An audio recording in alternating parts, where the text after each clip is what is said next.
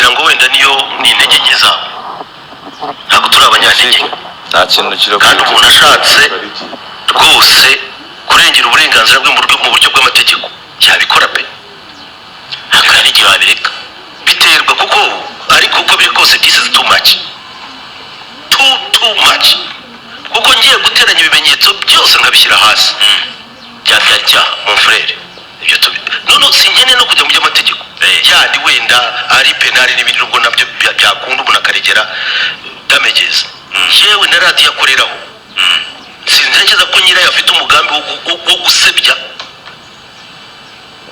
kolege babana muri segiteri imwe ngira ngo please ndaza kwisabira Karenzi kuko ni mukuru ashobora kuba ayoborewe n'umwana namusabe anyibagirwe nk'uko yibagirwe ko nk'ibere rya nyina thank you kwimiruhari nsanga nimo abatipe babi uyu mujama hano gutya turaziranye gutya twaravukanye ndamuzi kuva mu bwana bwawe ariko uyu mupira ntabwo muzi yaranunguye ntaramureze ndamwitegereza abase urinde ko mbona n'ijisho ryahiye avuga ko wagwanye uruheruka imiriro zitanyuzemo ngo habanze kashe sibyo uyu mugabo yari intwari yakoze iby'ubutwari mu gihe cye nta kintu kimaze nko kugaragaza ko Pasatogene yakoranaga n'imbaraga z'umwijima umutware w'ibyegera iyo nkoni uyimushyikirize icyo nawe ukikiriza ya nshyimbo nibyo bishatse kuvuga yuko Pasatogene atakoreraga Imana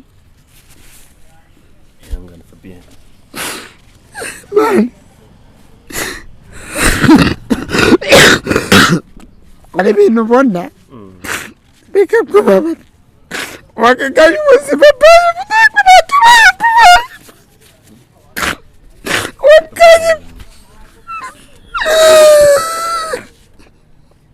Pasiteri Inzahuke buriya nitwe twamutwaye ndetse n'ubu bagiye kunywa amaraso ye nanjye narindi yambere parene wanshinge angira inama yo kubaka arambwira tubaka uzaba umugabo nanjye nashatse bingoye ariko maze gushaka Imana igira neza ndashaka urumva Pasatogene mu bana yafashaga wenda nimvuga ngo ninjye yakundaga cyane abandi ntibabyumve nabi n'abandi yarabakundaga ariko ngiye by'umwihariko mfite ukuntu nabanaga nawe mu buryo bumwe cyangwa ubundi ko zimanuka ya moto imugonze ninjye wamurwaje bajya kumubaga iririma mu karere ka Bugesera amagufwa ikaze mwebwe abakurikiye icyo uzaba TV nge muri kubona kuri kamera nk'uko mubimenyere banyita Theo 7 Pro hanyuma rero murabizi ko tugenda tubategurira amakuru n'ibiganiro bitandukanye by'umwihariko biri kugenda bica ku mbuga nkoranyambaga zitandukanye uyu munsi rero tugarutse kuri iyi nkuru n'ubundi y'uyu muhungu wamenyekanye cyane nka Dr Nsabi hano muri iki gihugu cy'u Rwanda murabizi yuko amazi igihe kinini mutamubona mu kazi cyangwa se muri aka kazi asanzwe akora murabizi ko yari yakoze impanuka rero ni ukuvuga ngo ni ibintu byari bimukomereye kuko ubwo aho yabashije kugaragara ubwo yagaragaraga wabonaga yuko yakomeretse cyane ariko ndibuze wenda kugenda mbacishirizaho tumwe mu dufoto cyangwa se n'ibinkundira n'akavideo ndibuze kugacishaho ku buryo yari yarabaye kuri iyi mpanuka ni ukuvuga ngo rero byabaye ibyishimo byinshi ku bantu bamukunda aho yari ari kumwe n'umwe mu banyamakuru bafite YouTube channel ikomeye hano muri iki gihugu cy'u Rwanda asa nyine n'uwagarutse muri mood muri bya bitwenge cyangwa se muri rwa rwenya rwe uburyo agenda arukoramo n'ubundi yagarutse ari sabi ahubwo twakibaza ngo bijiyo bijawe bimeze bite nawe turimo turagira ngo turebe ko twamenya amakuru ye uko ameze ariko gusa icyambere dukwiriye gushima Imana abanyarwandakazi mukunda by'umwihariko komedi cyangwa se bakuntu bakunda guseka murumva yuko Imana yakoze ibitangaza kuba sabi yongeye kugaruka hano kuri tere yongera gusetsa abantu ariko ngira ngo ndaza kubashyiramo agafoto ke cyangwa muraza kubona uburyo yari yarabaye yarakubititse mu buryo bukomeye cyane hanyuma rero nanone turi buze kuvuga kuri iyi nkuru y'uyu mugabo Claude nawe intambara ye na Elize ikomeje gukomera cyane kuko njye mu minsi yashize nari nzi yuko ibi bintu bya Claude byarangiye ariko ndabona bisa naho ahubwo byarushijeho kongera gutangira kuko urabona ko bitangiye kuzamo ngo ibintu by'abagore ngo nyine ngo ibintu by'abagore ngo ba Elize n'icyo urumva byamaze kuba birimo birafata indi ntera urabona ko Elize nanone bishobora kuba hagiye kubaho urugamba hagati yande ya Claude nanone na Elize wakibaza ngo ni ukubera iki Claude na Elize bakunda kwatakana ese nanone ni ukubera iki Claude akunda kwatakana bimeze nk'amahane se cyangwa se bimeze nk'amatiku bihoraho bya buri gihe wakibaza ngo ni iyihe mpamvu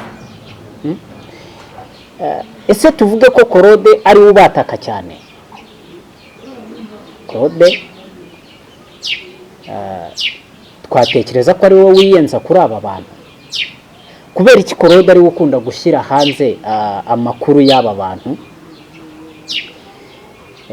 Elize Mutesi Theogene ndatekereza nabo bantu akunda kwataka cyane kandi ndatekereza iyataka rya Claude uburyo Claude yatakamo nibyo ni kimwe mu bintu byagiye bimuzamura ndetse bimuha n'izina rikomeye muri iki gihugu muri showbiz ko ngira ngo murabizi cyane wakibaza ngo ni iki ni ibintu nshaka yuko rimwe wenda nzafatira umwanya nkajya ngenda nsesenguraho mvugaho nkatekereza namwe mukamfasha tukareba ni ukubera iki biba ako ni akantu nari nshatse kuvugaho gato ariko ntari buze gusimbukaho ariko urugamba rwa Claude ndetse na Elize rusa naho nanone rugiye gutangira bundi bushyashya hagati aha ngaha umugabo witwa Kenisi ndetse n'uwitwa Karenzi reka twumve Kenisi yarakariye umwe mu banyamakuru nabo bakora cyangwa se bakora umwuga w'itangazamakuru ariko cyane cyane bavuga mu bijyanye n'urubuga rw'imikino cyangwa se bakunda kuvuga kuri showbiz ya ruhago amwe mu magambo Kenisi yavuze ababaye reka mbakineyeho akaudio gato yamwumve uze wiyumvire agira ngo wenda niyo ni intege nke zabo ntabwo turi abanyantege nta kintu kiro kandi umuntu ashatse rwose kurengera uburenganzira bwe mu buryo bw'amategeko cyabikora pe ntabwo hari igihe babireka biterwa kuko ariko uko biri kose this is too much kuko ngiye guteranya ibimenyetso byose nkabishyira hasi byabyara icyaha mon frere ibyo none sinjyane no kujya mu by'amategeko yandi wenda ari penali n'ibindi nubwo nabyo byakunda umuntu akaregera damages yewe na radiyo akoreraho sintekereza ko nyirayo afite umugambi wo gusebya kolege babana muri segiteri imwe ngira ngo please ndaza kwisabira Karenzi kuko ni mukuru ashobora kuba ayoborewe n'umwana namusabe anyibagirwe nk'uko yibagirwe ko nk'ibere rya nyina thank you urakoze ubutumwa nizere ko nabwumvise ngayo nguko Kenisi asa naho yarakariye uyu munyamakuru ariko umuhungu nawe aragira ati Kenisi gutanyita umwana. Bavuze ko Kenisi hari yagaragaje ngo yafashe igikombe akakigaragaza, akivugaho, amaze kukivugaho niho iyi ntambara yaturutse. Sinzi niba mwarabibonye, ngewe sinkunda gukurikirana cyane ibijyanye n'urubuga rw'imikino cyangwa se n'ibintu bijyanye n'umupira, sinkunda kubikurikirana cyane, ariko ibintu iyo bigeze ku rwego nyine rurimo ruzamwo ibintu by'itiko byanze bikunze, nanjye ntabwo nshobora kubura kubivugaho. So rero Kenisi yarakariye umuhungu, aramubwira ati uriya mwana rwose ntabwo akwiriye kumvugaho uko yishakiye. Undi nawe ati ntabwo ndi umwana, mfite urugo rwanjye, mfite umuryango ntunze, ntabwo ndi umwana. Ariko ku ruhande rumwe ndamwumva, iyo umuntu afite umuryango ayoboye, undi nawe afite umuryango ayoboye cyangwa se afite umuryango atunze, afite nawe ufite umuryango utunze, nta mpamvu nimwe yo kumwita umwana kubera yuko ntabwo uba umugaburira. Birumvikana icyo yavuze. Ikindi kandi nanone wenda ntari buze kuvuga, uretse ko wenda hari abantu ngo baba kubera yuko ngo baba bafite imbaraga baba bumva batavugwaho. Ntekereza ko icyo we yaravuze yarakivuze nk'umunyamakuru, kuko umunyamakuru afite uburyo avugamwo ibintu bitewe n'ibyo yabonye. Avuga butumwa, abahanzi, uburyo barimo bagenda batangamo message. Hari igihe njya nibaza nkavuga ngo se nibura turenze iyi myaka 3 iri imbere, nyuma y'imyaka 5, ese showbiz muri gospel irabimeze ite? Umuriro uraba waka, ukongera ukibaza ngo se ibijyanye n'indangagaciro za Gikristo kuba pasiteri, kubavuga butumwa, byo biraba bimeze bite? Kuko abantu benshi urabona yuko babigiyemo nkaho ari business. Umuntu wese aragenda hari agategura inkuru akavuga ati iyi niyo nkuru ngiye kuvuga, kandi ndabizi neza yuko izansiga maze gukora iki, maze kugafata. Ndabizi neza yuko izansiga maze kugafata. Akagenda agategura ikintu cy'ikinyoma akagikubita hariya. Showbiz rero buri iba yaryoshye iyo byageze kuri uru rwego, abantu batangira kuvuga nyine bagategura ikinyoma. Ubundi kiri aho niho iyi niyo showbiz. Ubundi showbiz akenshi ni ikinyoma. Niyo showbiz nibwo ibintu biryoha, nibwo ujya kumva nk'abatipe b'abahanzi ugasanga bateguye nk'ikinyoma runaka, ugasanga nk'umuntu runaka arimo arashwana n'undi, kumbe ni prank abo bafite, nyuma ukazumva ngo biyunze, ariko cyangwa banahura hari ahirya ukabona baraganira, ariko ari ikinyoma kigamije kugira gute, kugira ngo izina ryabo rikomeze rizamuke. So rero warahindutse pe, ndimo abantu babiri. Sorry gatoya, uyu nguyu ni Sabi, ubwo niwe ngarutseho kubera yuko nari nababwiye yuko ndi bubakubitiremo akantu gatoya. Yagarutse kuri tere n'ubundi muri kakano ke ko gusetsa. Reka ngakubiteho gatoya, ndibuze kubakubitiraho n'ifoto n'amafoto ye cyangwa se n'akavideo n'ibinkundira, hanyuma ihite gisoza. Urebye muri miruwari nsanga ndimo abatipe babiri. Uyu mujama hano gutya turaziranye gutya, twaravukanye, ndamuzi kuva mu bwana bwanjye. Ariko uyu mubwire we ntabwo muza, yari anunguye, naramureze ndamwitegereza. Abase urinde ko mbona n'ijisho ryahiye. Avuga ko wagwanya uruheruka, imiriro zitanyuzemo ngo abanze kashe, anaguruma n'ubona umwotsi guri gucumba we. ibikomere bikaza isuri gatatamuka wavuga ko wagwanya uruhe rugamba.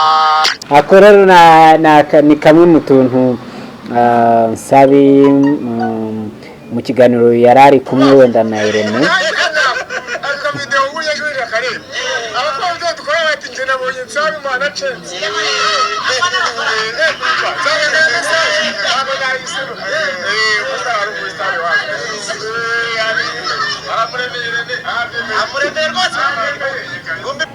so rero ngayo nunguko amakuru y'ibiri kugenda bivugwa ku mbuga nkoranyambaga hirya no hino. Njyewe icyo mba nabateguriye ni ukugenda mbamenyeshaho uko ibintu bimeze, nkabakusanyiriza uko ibintu bigiye bihagaze. Naho ngo Bruce Melody we agira gutya avuye Nigeria abura umuntu n'umwe uri buze kumwakira kuri tere ku kibuga cy'indege, abura umuntu n'umwe ushobora kuza kumwakira ku kibuga cy'indege.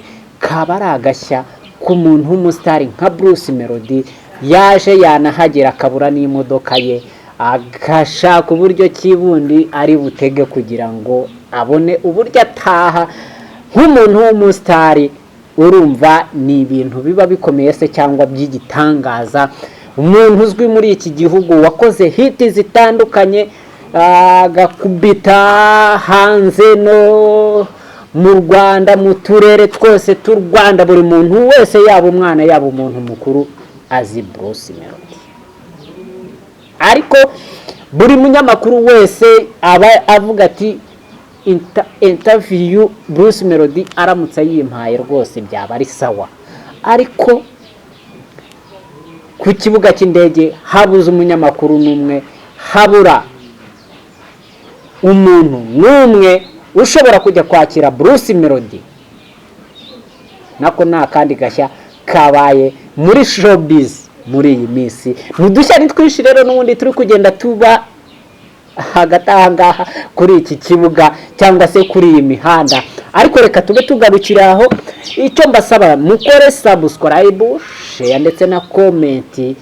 Niba uri utarayikora, wowe niba utarakora subscribe, nta kindi tugusaba, kora subscribe ubundi kugira ngo udukurikire neza. Nuko ukora subscribe ukajya ubona notification z'ibiganiro tuba twabateguriye byose, ndetse n'amakuru tuba twabateguriye. Buri kantu kose nukora subscribe uzajya ukabona. Ntabwo bigoye no gukora kuri ako kantu k'umutuku gusa, kuri iryo jambo ryanditseho subscribe ry'umutuku, hanyuma ugakora ku kantu k'akazogero kari hejuru gafite amatwi. Hanyuma iyo ugakozeho ujya ubona notification z'ibiganiro ndetse n'amakuru tuba twabateguriye. Ikindi mu gusharinga inshuti zawe kugira ngo dufatanye, nukuri niyo nkunga tugusabye. Sharing inshuti zawe, unarebe n'ibiganiro, ikiganiro ukirebe rwose, nawe Imana izaguha umugisha. So ikindi shyiraho na like kuri ntuza kuri video niba wayikunze, hanyuma ushyireho na comment. Rega comment nazo mujye muzishyiraho kuko tuba dukeneye ibitekerezo byanyu kugira ngo tubashe gukora ibindi bintu binini mwifuza. Murakoze rero, Imana ibaho umugisha, naho butaha.